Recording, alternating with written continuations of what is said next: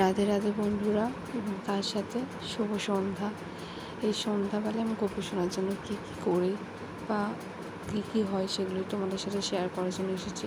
দেখো, এখানে প্রথমে ময়দা মাখছে, তার কারণ আজকে গল্প শোনাকে আমি লুচি করে দেবো। কেন আমার আটার ডোটাও মাখা হয়ে গেছে।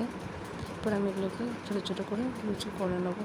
নিয়ে দেখো লুচি হয়ে গেছে। এটা হচ্ছে গোপোষণের ছোট্ট ছোট্ট একটা বেলুন চাকতি, যেখানে আমি লুচি করে নেব। লুচির মধ্যে দিয়ে বেলে নেবো গোল গোল করে।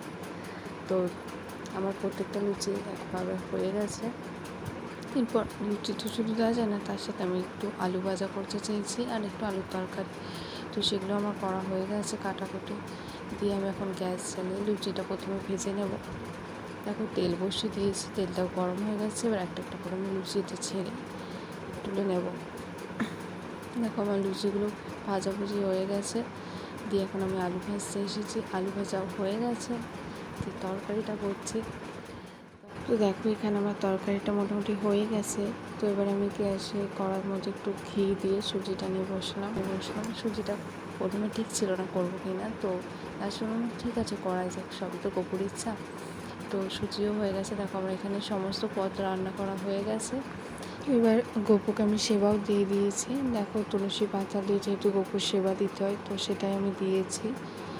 আজকের ভিডিওটা এই অবধি ছিল। আশা করি সবার খুব ভালো লেগেছে ভিডিওটা। দেখা হবে অন্য কোনো ভিডিওর সাথে। বলো রাধে রাধে।